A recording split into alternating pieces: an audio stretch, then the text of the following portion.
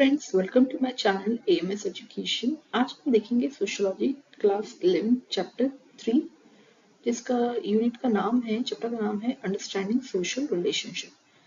सो हम समझते हैं what is social relationship, social institution. An institution is something that works according to rules established और at least acknowledged by law और custom. So एक institution क्या होता है जो रूल्स के अकॉर्डिंग स्टैब्लिश हुआ है और उसी के अकॉर्डिंग वो काम किया जाता है। लॉ और कस्टम्स है, उसके अनुसार वो काम करता है, उसको हम बोलते हैं institution. Thus, an established and structured pattern of behavior of relationship that is accepted as a fundamental part of a culture can be referred to social institution. So, social institution हम किसको बोलते हैं? एक established और structured pattern of behavior होता है of relationship जिसको accept किया है as a fundamental part of culture और उसको हम बोलते हैं social institution. So there are social constitutions that constrain and control, punish and reward. तो यहाँ पे सोशल इंस्टीट्यूशन होते हैं जो कंट्रोल करता है, पनिश करता है, रिवॉर्ड करता है।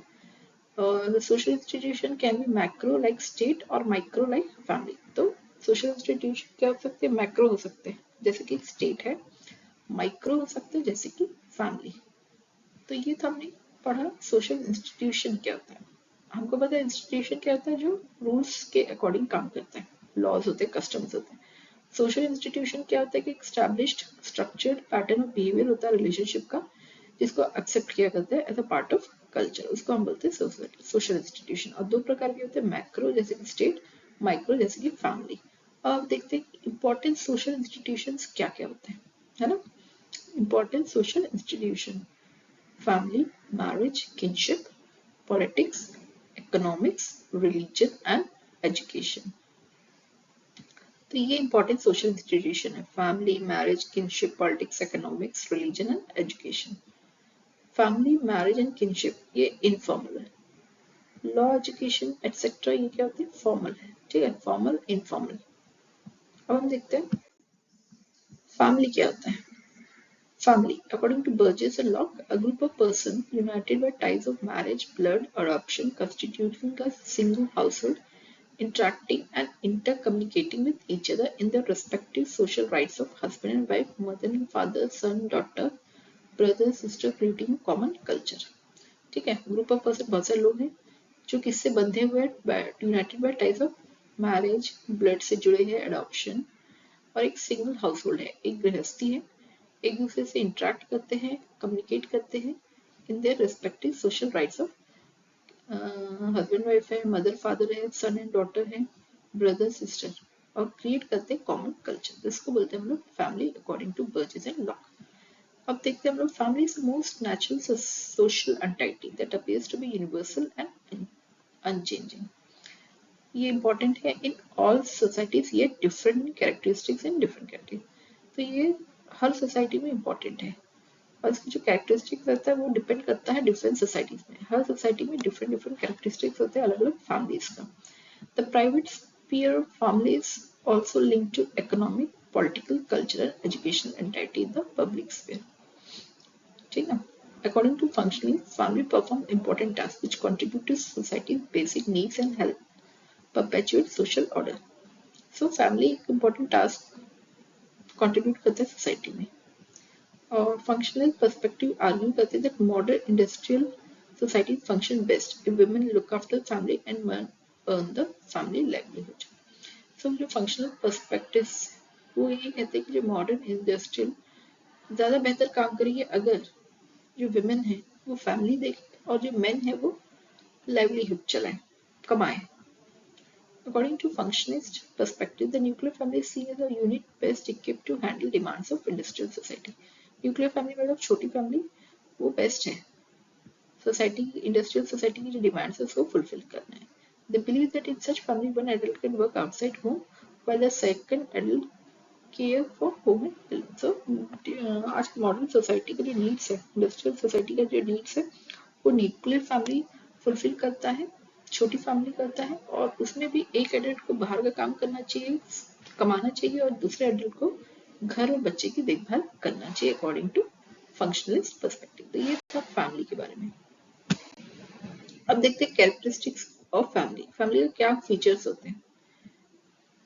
Mating relationship. A family come into existence when a man and woman establish a mating relationship between them. A form of marriage. A family require a home, household for its living. Without a dwelling place, the task of childbearing cannot be adequately done. So, शादी एक meeting relationship होना चाहिए, दूसरा एक शादी होना चाहिए, शादी के लिए घर चाहिए जहाँ पे बच्चे पैदा किया जा सकता है और पाला जा सके. Then system of nomenclature. और नोमेनक्लेचर मतलब नाम. हर फैमिली को उनके नाम के द्वारा जाना जाता है या उनके खानदान से जाना जाता है. Descent में भी descent मतलब जो उनके पूर्वज है. Descent में भी recognized through the male line or through the female line. Usually, wife goes and joins her husband family in patriarch system and vice versa in matriarch system. So, nomenclature her family को उनका नाम या उनके खानदान से जाना जाता है. और जनरली ज्यादातर ऐसा ही होता है कि वाइफ जो है शादी करके हस्बैंड के फैमिली में जाती है और वहां के नाम को एक्सेप्ट कर लेती है. Then economic provision. Every family needs an economic provision to satisfy the needs. तो economically earning होना चाहिए, पैसा आना चाहिए जिससे वो economic needs को fulfill कर सके. तो the head of the family carries on a certain profession and earn money to maintain the family. So जो head of the family है वो कुछ profession ज्वाइन करेगा, कुछ ऐसा प्रोफेशन में रहेगा जिससे वो पैसा कमा सके और फैमिली को मेंटेन कर सके. तो ये थे कैरेक्टरिस्टिक्स फैमिली.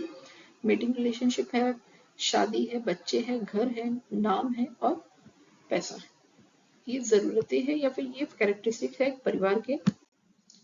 देखेंगे फंक्शंस ऑफ फैमिली क्या है.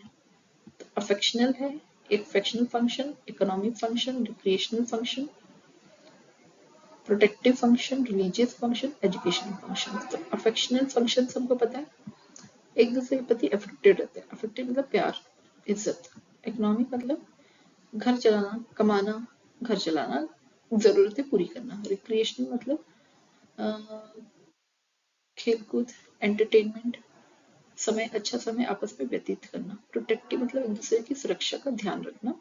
रिलीजियस फंक्शन जो भी धर्म के है उससे related spiritual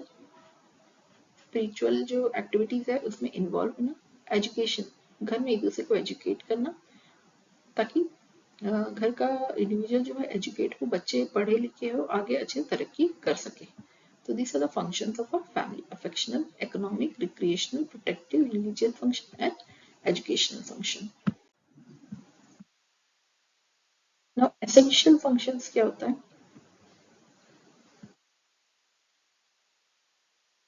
Satisfaction of sex needs. This is the first essential function which the family performs. Satisfaction of sex instinct brings the desire of life from the partnership among male and female. The modern family satisfies this instinct to much greater degree than the traditional family. In the earlier traditional family, the sexual act was almost combined with production and fear of pregnancy, and as a result, prevented satisfaction. But in modern family, the invention of contraceptive and use of birth control measures places the concerned couple in a better position as it allows satisfaction of sex through without fear of conception. Second है production and rearing of children.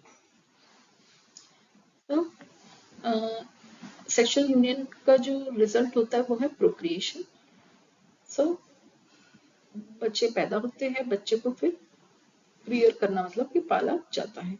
So function of child rearing is better from today than in the past because now more skill and knowledge are devoted to the care of unborn and newborn children. आज के modern जमाने में ज्यादा ध्यान दिया जाता है, knowledge gain किया जाता है कि किस तरह से अच्छी तरीके से बच्चे को केयर कर सके, अनबॉर्न बच्चा भी और जो न्यूबॉर्न बच्चा, उसके लिए प्रॉपर नॉलेज वो लेते हैं, स्किल डेवलप करते हैं कपल्स, और वो ध्यान रखते हैं कि किस तरह से बच्चे को ख्याल कर रख सके. Provision of home. सो एक अच्छा घर, सही घर जरूरत होती है ताकि मैन और वुमेन रह सके शादी के बाद और बच्चे की परवरिश कर सके. एक अच्छा माहौल घर में ही मिलता है, बच्चे बहुत कुछ घर से ही सीखते. तो एक सही घर होना चाहिए. ये एसेंशियल फंक्शन है. नॉन एसेंशियल फंक्शंस क्या होते हैं. एसेंशियल है, ये non essential. Economic, religious and education. So economic क्या होता है. Family serves as an economic unit. So in the pre-industrial tribal and agrarian society, unit of production is the family. जो all members of the family equally contribute to family occupations such as cultivation, craft, cottage. तो एक परिवार है, परिवार के सब लोग मिलजुल के इकोनॉमी बनाना चाहते, पैसा कमाना चाहते हैं। डिपेंड करता है कि उनके पारिवारिक क्या बिजनेस था, क्या ऑक्यूपेशन था, जैसे कि कल्टीवेशन हो गया, क्राफ्ट, कॉटेज इंडस्ट्री हो गया, कैटल ट्रेडिंग हो गया। तो जो पारिवारिक काम जो है जनरेशन टू जनरेशन चला आता है, तो सब मिलजुल के अपना इकोनॉमिक सिक्योरिटी को प्रोवाइड करते हैं और उनके जो नीड्स होते हैं, फूड सिक्योरिटी, क्लोथिंग, शेल्टर, उनको वो पूरी करने की कोशिश करते हैं। तो पहला था नॉन एसेंशियल इकोनॉमिक। सेकेंड है रिलीजियस। फैमिली सेंटर होता है रिलीजियस लर्निंग के लिए, चिल्ड्रन लर्न करता है उनका जो धर्म है उसके बारे में, बच्चे जो है अपने पेरेंट्स से लर्न करते हैं। So religious and moral training of children have always bound with the home. So घर से शुरुआत होती है कि बच्चे को आप किस तरह से धार्मिक बातें सिखा रहे हैं,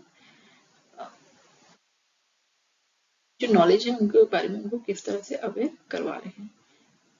तीसरा है एजुकेशन। तो the child learn the first letter the guidance of parents. तो पहला अक्षर जो रहता है वो बच्चा घर में ही सीखता है, माता पिता से सीखता है।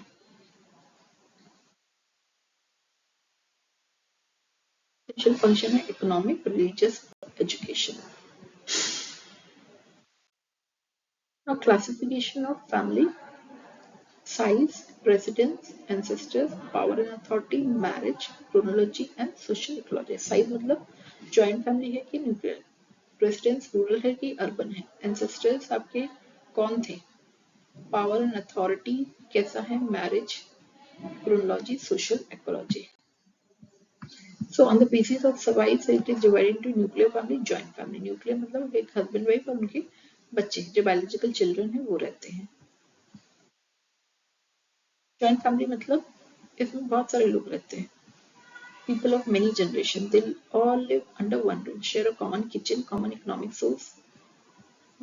जैसे कि बच्चे, उनके माता पिता, बच्चों के चाचा चाची, दादा दादी, बड़े पापा बड़ी मम्मी, ये इसको हम बोलते हैं जॉइंट फैमिली.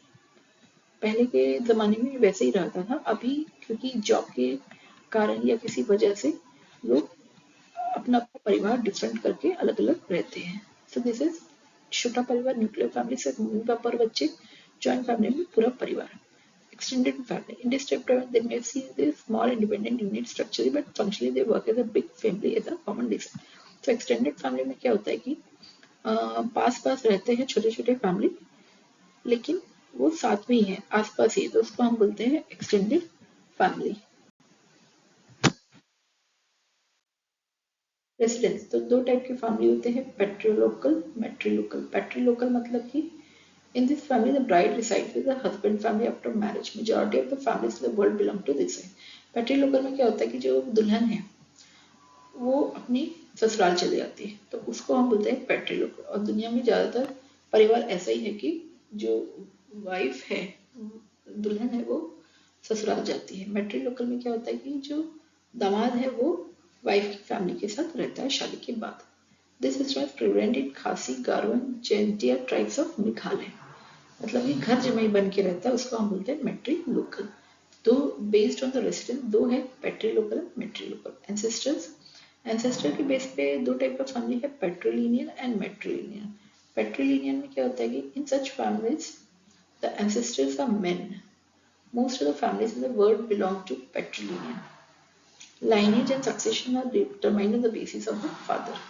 पेट्रीलिनियन में क्या होता है, जो एंसेस्टर है आपके, जो पूर्वज होते हैं वो मेन होते हैं, और आपका जो एंसेस्टर है उनके नाम से आपका जो परिवार का आगे का जो नाम है वो पहचाना जाता है. मैट्रिलिनियम में क्या होता है कि जो एंसेस्टर है वो एक औरत होती है, तो जो औरत है उनके नाम पे ही आगे का परिवार जाना जाता है, तो इसको हम बोलते हैं मैट्रिलिनियन. मैट्रिलिनियन में मतलब घर के मर्द के नाम से आगे का जनरेशन जाना जाता है. मैट्रिलिनियन में घर की औरत के नाम से आगे का जो लाइनेज है या सक्सेशन है, जनरेशन, वो जाना माँ के नाम से जाना जाता है. तो दिस एंसेस्टर माँ और पिता के नाम से. नेक्स्ट है power and authority. On the basis of power and authority, the families are divided into two types: patriarchal, matriarchal. Patriarchal में in this the father is the head of the family. Matriarchal में माँ जो है वो है head of the family. तो power और authority किसका पावर रहेगा? पिता का पावर है तो पेट्राकल, माँ का पावर है तो matriarchal. Basis of marriage monogamous, polygamous, polygynous, polyandrous. तो बेसिस तो ऑन द मतलब किस तरह की शादी और उसके उससे पता चलेगा कि क्या टाइप की फैमिली है। तो मोनोगामस, तो मोनोगामस में क्या होता है? In this one man is married to one woman, एक आदमी एक औरत का शादी होता है, उसको हम बोलते हैं monogamous. Polygamous, in this for every individual more than one spouse. Polygamous में क्या होता है? एक आदमी एक औरत, दोनों को कितने भी हस्बैंड या कितने भी वाइफ रखने का अलाउ होता है, परमिशन होता है। Polygamous, in this a man has more than one wife. Polygamous क्या होता है कि एक आदमी एक से ज्यादा वाइफ रख सकता है, for example Muslims. Polyandrous, in this a woman has more than one husband, for example Kinnaur area, sherpas, वहाँ पे वुमेन को एक से ज्यादा हस्बैंड रखने की अलाउ अनुमति होती है। तो दिस मैरिज के बेसिक टाइप्स ऑफ फैमिली था, monogamous, polygamous, polygynous and polyandrous. Now इस क्रोनोलॉजी के बेस पे थ्री टाइप्स ऑफ फैमिली है। Based on chronology three types of family: ancient, medieval, modern family. Next is social ecology. On the basis of this, there are two families: rural family, urban family. Social ecology के base पे दो type हैं: rural family जो गांव में रहते हैं, urban जो टाउन में रहते हैं। Now, what is marriage? Marriage is an institution which admits men and women for to family life. It is a stable relationship in which a man and woman socially committed to have a children and the right to have implying the rights of sexual relation. So marriage एक ऐसा institution है जिसमें main and women एक family life की शुरुआत करते हैं, एक स्टेबल रिलेशनशिप है जिसमें वो मर्द और औरत कमिटेड रहते हैं socially to have children.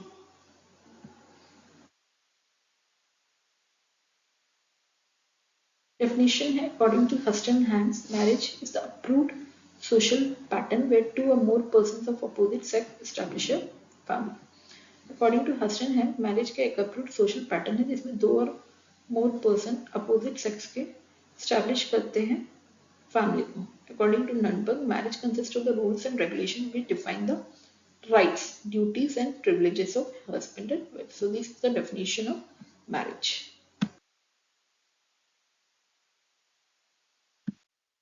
Characteristics of marriage. Marriage हम जानते हैं कि एक स्पेसिफिक रिलेशनशिप होता है between two individuals of opposite sex और जो कि बेस्ड होता है mutual rights and obligation.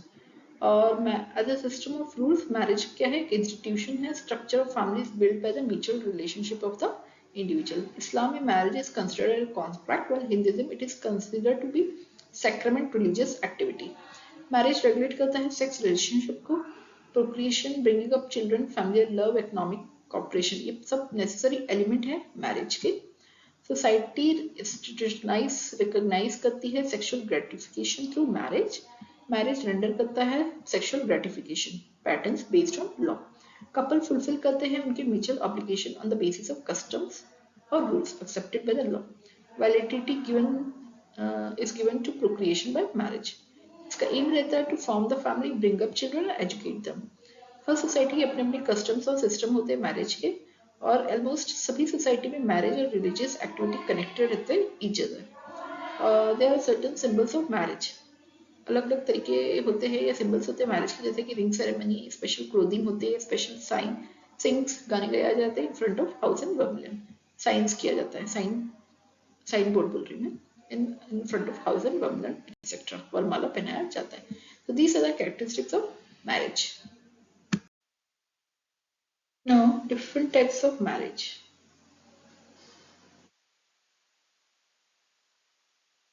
Monogamy, polygamy, polygamous, एंड्री, तो ये हमने देखा था।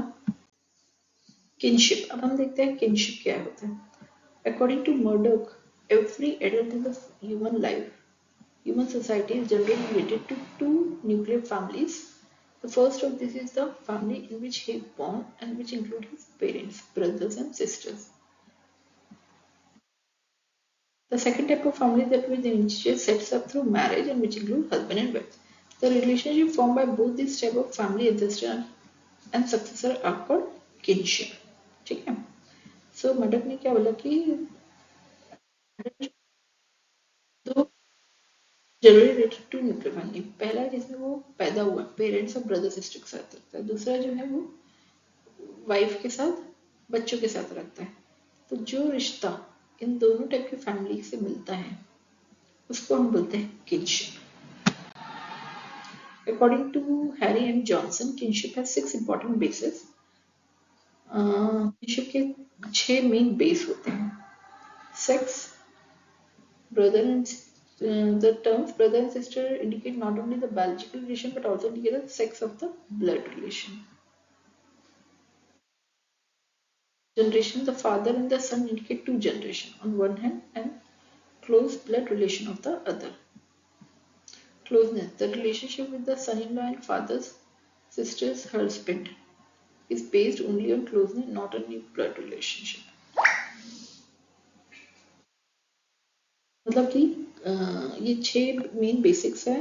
तो पहला है सेक्स। सेक्स मतलब भाई बहन, लड़का लड़की, ये होता है परिवार में लड़का लड़की भाई बहन ये होता है, ठीक है।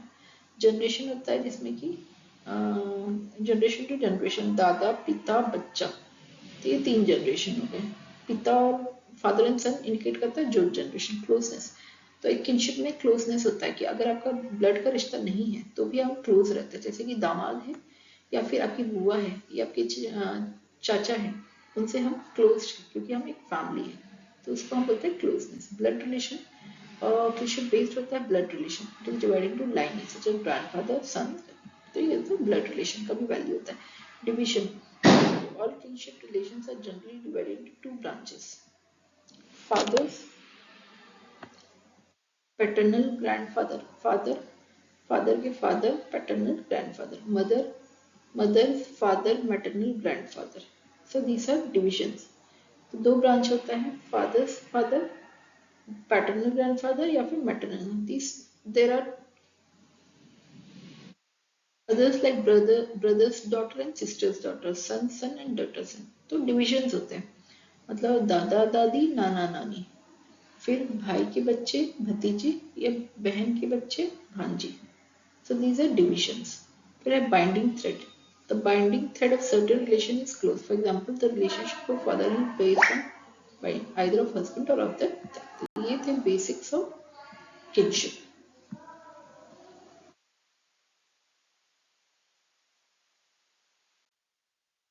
Importance of kinship, importance क्या है, system of production consumption political power authority are determined in tribal and rural and kinship relationship. तो आपका सोसाइटी में किस तरह का रुतबा है, दबदबा है, वो उसमें किनशिप का बहुत बड़ा रोल है, क्योंकि आपका जनरेशन स्ट्रॉन्ग था, पूर्वज का जो नाम था, लोग सबका नाम स्ट्रॉन्ग था, तो आपका भी दबदबा प्रेजेंट में अच्छा रहेगा।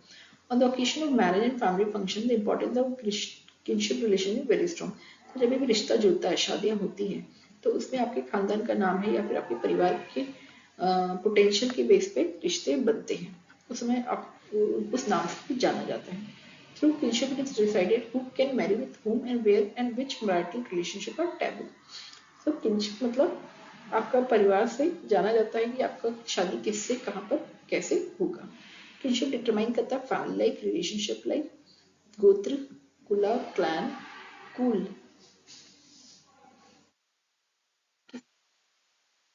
प्लान, ये सब सेफ किनशिप, ये किनशिप है और इसी से डिटरमाइन होता है कि आपका आगे का रिलेशनशिप किससे होगा, कैसा होगा। On this basis of kinship, the rights and obligation of members in all the sacraments and religious practices are determined। Kinship directs the solidity relationship, so these are the importance of kinship relationship। Types देखेंगे kinship का। Final, कंसाइग्नस। Final मतलब relatives linked by marital bond, for example husband and wife, wife's mother, daughter's husband, parents in law.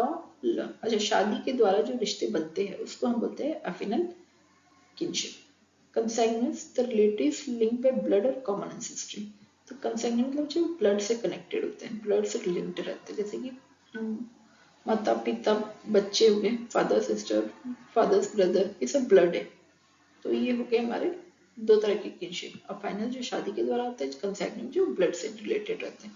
These are the types of kinship. Work and economic life, what is work? अब हम देखेंगे work and economic life. Work क्या होता है? Work refer to paid और unpaid. Paid या फिर unpaid है, इसमें क्या होता है कि हम टास्क करते हैं जो कि रिक्वायर रहता है आपके मेंटल और फिजिकल एफर्ट को, in which aim at production of goods services for human needs.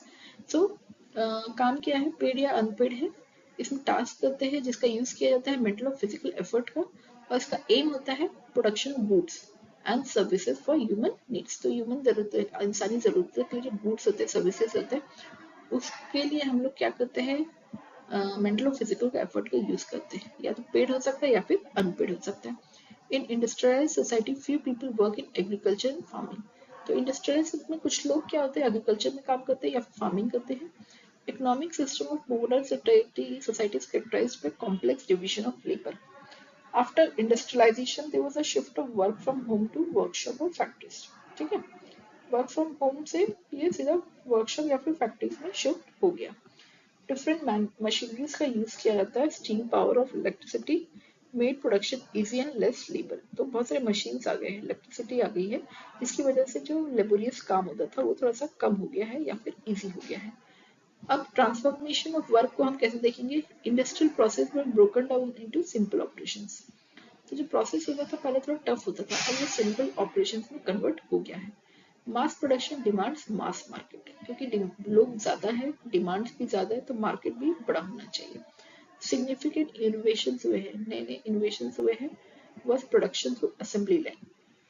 Decentralisation of work, work का डिसेंट्रलाइजेशन हो गया। So this is deformation of work. Next देखेंगे हम लोग पॉलिटिक्स क्या होते हैं। सो political institution is a system of control. ये इंस्टीट्यूशन है for control, an organization for legal use of force. ये सब सिस्टम है सोसाइटी का, और ये कंसर्ट होते हैं with distribution of power in the society. तो पॉलिटिक्स के थ्रू पावर का डिस्ट्रीब्यूशन होता है सोसाइटी में, और society must have control over people. और सोसाइटी का काम होता है कि वो पीपल को कंट्रोल कर सके। In primitive societies the family control over the people. पुराने जमाने में क्या होता था कि फैमिली जो है, परिवार जो है, वो लोगों को कंट्रोल करता था। मॉडर्न सोसाइटी में social control होता है through laws, both written and unwritten. The state has the legitimate power to pass law to control the power. और state के पास एक legal power होता है जिससे वो law को pass करता है, लोगों को control करता है। Political institution perform करते हैं दो function, implement करता है rules and regulation in the country, या फिर punish करता है जो law को तोड़ता है। तो रूल्स एंड रेगुलेशन को इम्प्लीमेंट करता है, और जो उस रूल्स को तोड़ता है, लॉ को तोड़ता है, उसको पनिश करता है। तो दिस इज पॉलिटिकल, जो कि सिस्टम ऑफ कंट्रोल होता है। एक ऐसा ऑर्गेनाइजेशन है जो लीगल यूज करता है फोर्स का। सब सिस्टम है सोसाइटी का। पॉलिटिकल जो इंस्टीट्यूशन है वो पावर डिस्ट्रीब्यूट करते हैं सोसाइटी में, और ये सोसाइटी जो है कंट्रोल करता है पीपल को। नाउ हम देखेंगे what is power and authority. Power को अथॉरिटी से अलग रखना चाहिए। When a person uses his influence of the person irrespective of his will called power.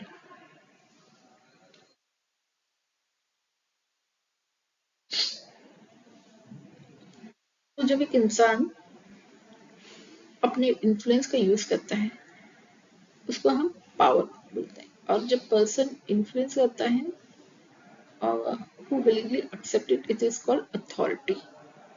ठीक है, तो जब पर्सन जो है इन्फ्लुएंस का यूज कर रहा है बिना इच्छा के, सामने वाले की इच्छा के विरुद्ध, उसको बोलते हैं पावर। मतलब अपनी पावर का इस्तेमाल करके वो उससे काम करवा रहा है जिसकी इच्छा उसको नहीं है। और जब इंडिविजुअल अपने इन्फ्लुएंस का यूज करके सामने वाले का से सामने वाले से काम करवाता है उसकी इच्छा से, उसको बोलते हैं अथॉरिटी। मतलब कि जैसे कि सबॉर्डिनेट है, हमारा जूनियर है, उससे हम काम करवाते हैं, वो कर रहा है क्योंकि उसको पता है कि मैं सीनियर हूँ, मैं उसको बोलूंगा तो करेगा। तो that is authority. It is voluntary accepted by the people. So this is power and authority. Concept of state. State is the most fundamental institution of political system. State is a community of persons permanently occupying a definite portion of territory. So political system होता है state, independent रहता है external control से, organised government form करता है। Modern states are nation state. It have majority of the citizen who consider themselves a part of a particular nation. So state के अपने fundamental institution है political system का, और ये definite portion बनाता है टेरिटरी में, और उसको कोई कंट्रोल नहीं करता। वो गवर्नमेंट फॉर्म करके सोसाइटी में या स्टेट में कंट्रोल करता है। कैरेक्टरिस्टिक्स क्या होता है? Functionalist view, conflict view. Functionalist view क्या होता है? State represent the interest of all section of society. Conflict क्या होता है? स्टेट रिप्रेजेंट करता है only of the dominant section. Dominant मतलब जो पावर में है, जो ताकतवर लोग हैं, सपोज कि फॉर एग्जांपल रिच लोग हैं, उनका ही चलता है, हम बोलते हैं। तो कॉन्फ्लिक्ट व्यू है the state represent only the dominant section of the society. तो ये फंक्शनलिस्ट व्यू था, ये जो बोलता है कि ये पूरे सोसाइटी के इंटरेस्ट के अकॉर्डिंग स्टेट रिप्रेजेंट करता है। लेकिन कॉन्फ्लिक्ट व्यू बोलता है कि जो ताकतवर लोग हैं उनके उन्हीं को वो रिप्रेजेंट करता है। स्टेटलेस सोसाइटी, अगर सोसाइटी में स्टेट नहीं है तो क्या होगा? Order is maintain without the formal governmental apparatus. बिना सरकार के ऑर्डर चलेंगे। And order is maintain through alliance, kinship etcetera. और जो ऑर्डर है वो मेंटेन होता है अलायंसेस से, जो ग्रुप बाजी है, गुटबाजी होती है, या फिर पारिवारिक परिवार है, शादियां हैं, पारिवारिक रिश्ते जो है उनके थ्रू ये चलता है। जहाँ पे गवर्नमेंट का फॉर्मेशन नहीं है वहां पे ये ऐसा चलता है। Nationalism. It refers to a set of symbols and beliefs that provide a sense of being part of simple political community. एक सिंबल से बिलीफ है जो कि एक पॉलिटिकल कम्युनिटी को बिलोंग करता है। Nationalism emerged in with the development of modern state. ये emerge हुआ with the development of modern state. Citizenship rights include civil right, political right. अब citizenship में क्या होता है? राइट्स होते हैं। क्या राइट्स है? सिविल राइट, मतलब कि freedom of speech and religion etcetera. Political right, right to participate in election. Social rights में क्या होता है? हेल्थ बेनिफिट है, social and welfare rights.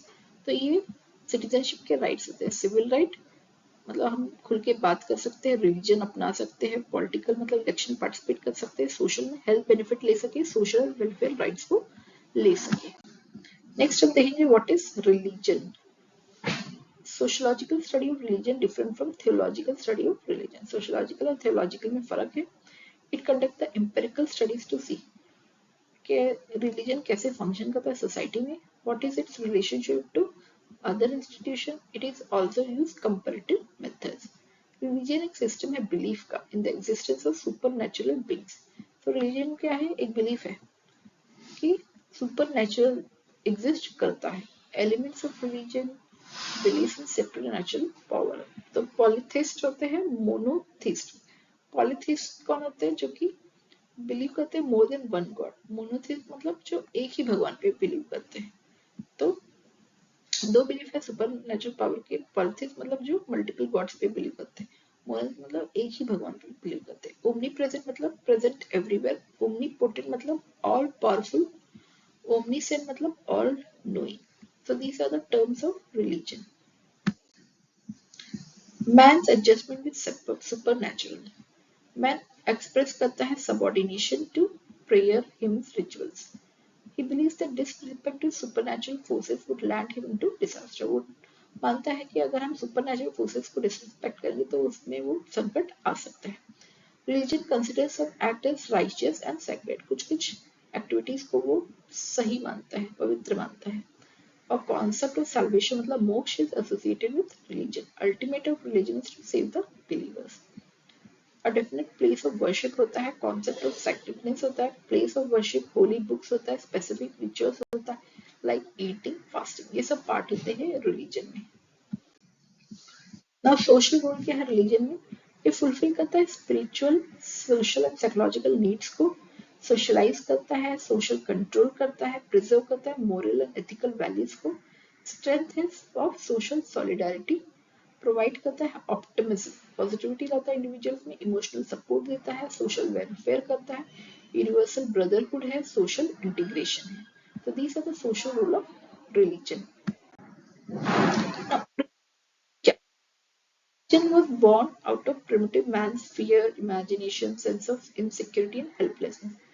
Primitive men attracted supernatural power to certain objects. E.B. Taylor's theory of animism there, religion came out of idea of soul. क्या बोलते हैं कि people ने बिलीव किया कि death after death the soul transmigrates during sleep, these night minds will interact with the body soul. Dream is a manifestation of their interaction. Animism is the belief that a spirit or divinity resides within every object. Spencer ने क्या बोला? Origin of religion came from fear of ghosts. They believe that ancestral growth tried to interfere with human affairs. Tribal leaders were worshipped as God. Fraser ने बोला theory of naturalism. Whenever natural nature defeated primitive man in his struggle for existence, he started to worship nature to win his favor. तो ये थे origin of religion according to अलग अलग theories थे. E.B. Taylor का theory था animism.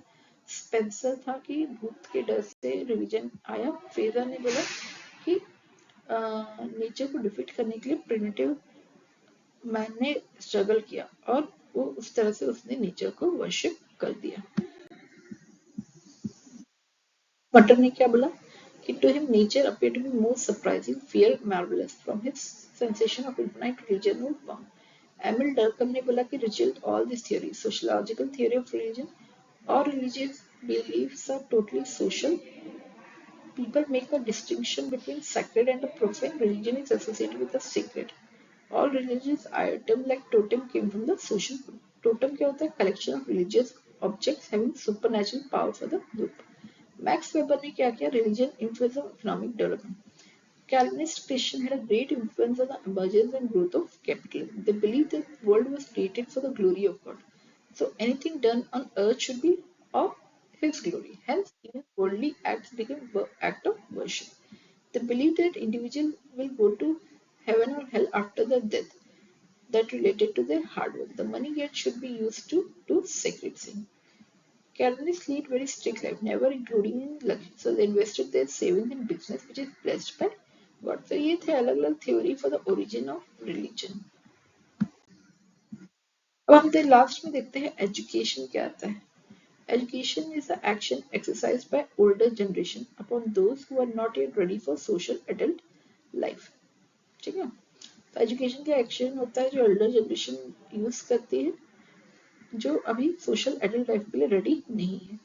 Education क्या होता है? एवरलास्टिंग है, लाइफ लॉन्ग है, कोई रेस्ट्रिक्शन नहीं है, सब कोई एजुकेट हो सकते हैं. टू टाइप के एजुकेशन होते हैं, informal and formal.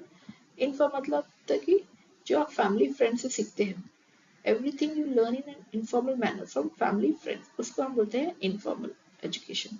You learn, अब उस क्या क्या सीखते हो? वैल्यूज, नॉर्म्स, कस्टम, ये सब सोसाइटी से सीखते हो. It is usually a small group which teaches us in a more oral communication. Oral communication के थ्रू हम small group में सीखते हैं. This never stops and continues throughout the life. Life long ये चलता रहता है. It conveyed through observation, imitation, interactions and doing what others want to you to do. Observation, imitation, interaction से पता चलता है, सीखते हैं. Informal education. Family, friends also teach you manners, etiquettes and teach you how to behave in the society. These are education क्या होता है और इनफॉर्मल एजुकेशन क्या होता है. अब हम देखते हैं फॉर्मल एजुकेशन क्या होता है. Proper rules and regulation happen in a formal institution with a fixed curriculum. Train professionals हो गए, टीचर्स, सैलरी दिया जाता है ताकि उनको पढ़ा सके, स्टूडेंट्स को पढ़ा के. रिटन एग्जामिनेशन होता है, इंफ्रास्ट्रक्चर फैसिलिटीज होते हैं. It has a clear cut scheme of teaching, developing knowledge, personality of student to desired means to achieve a desire. So हम समझ गए. फॉर्मल मतलब कि स्कूल हो गए, कॉलेजेस हो गए, प्रोफेसर्स होते हैं, टीचर्स होता है, रिटन एग्जामिनेशन, इंफ्रा फैसिलिटीज, ये सारे होते हैं. स्कीम ऑफ एग्जामिनेशन होते हैं, बुक्स होते हैं, ब्लैक बोर्ड्स होते हैं. नॉलेज इम्पार्ट किया जाता है थ्रू सिस्टमैटिक और ऑर्गेनाइज्ड मैनर के थ्रू नॉलेज को इम्पार्ट किया जाता है. Refers to college, school education structure setup. तो ये हो गया आपका फॉर्मल. अब हम देखते हैं ऑब्जेक्टिव्स क्या है एजुकेशन का. एक्वायर करना फॉर्मल इनफॉर्मल नॉलेज, मोल्ड करना personality of child in moral, social, intellectual aspects. Aim क्या होता है? Integrate you into the society and increase efficiency of individuals to blend into society. Moulds personality of child.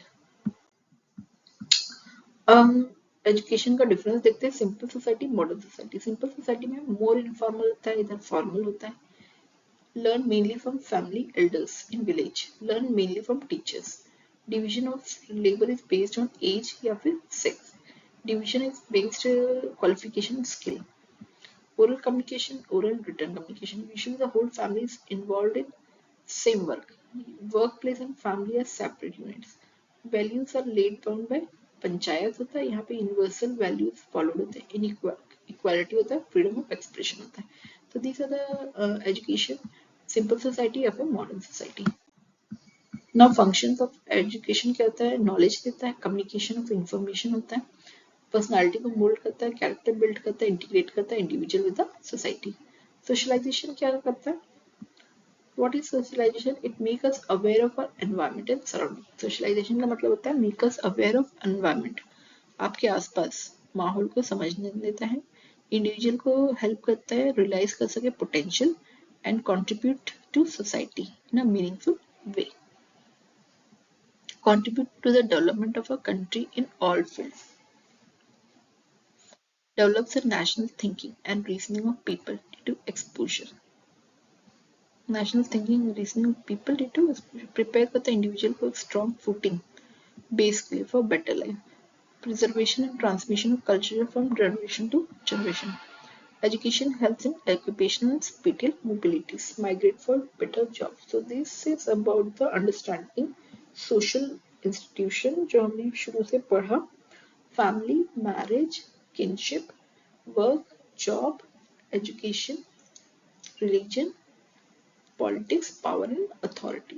उम्मीद है आपको ये topic पसंद आया होगा. हाँ तो जरूर से like, share and subscribe. And please आपके जो भी डाउट्स है या जो भी आपको कहना है कमेंट सेक्शन में जरूर बताइएगा, फीडबैक जरूर दीजिएगा. Thank you.